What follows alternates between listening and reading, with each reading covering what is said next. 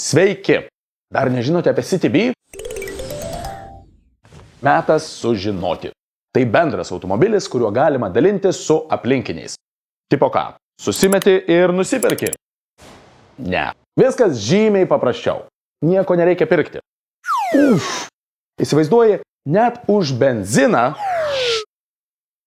nemoki.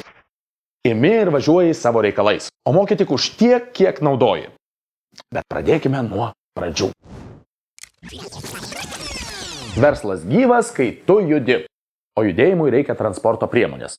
Variantai: įmonės automobilis, taksi, dviratis. Įmonės automobilis.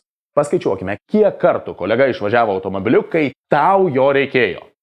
Kur įmonės automobilis? O kiek kartų ta mašina gedo? Kiek laiko ieškojai, kur pastatyti?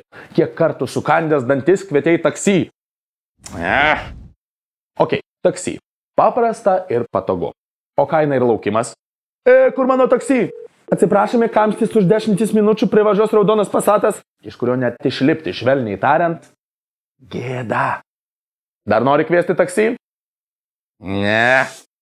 Dviratis. O, cool. Ekologiškas variantas. Aha, ypač kai tu su kostiumu ir dokumentais mini į kitą miesto galą. Tikrai? Gal kitą kartą. Taigi yra CityBee. Tai žiauriai paprasta. Nereikia nuosavo automobilio, rūpintis draudimu, mokėti už kurą, o kas man labiausiai patinka, išplauna ir sutaiso. Ir svarbiausia, labai paprasta naudotis. Reikia automobilio? Rezervuoji, sutartu laiku nueini į stovėjimo aikštelę, atrakini telefonu ir važiuoji. CityBee. Imu ir važiuoju.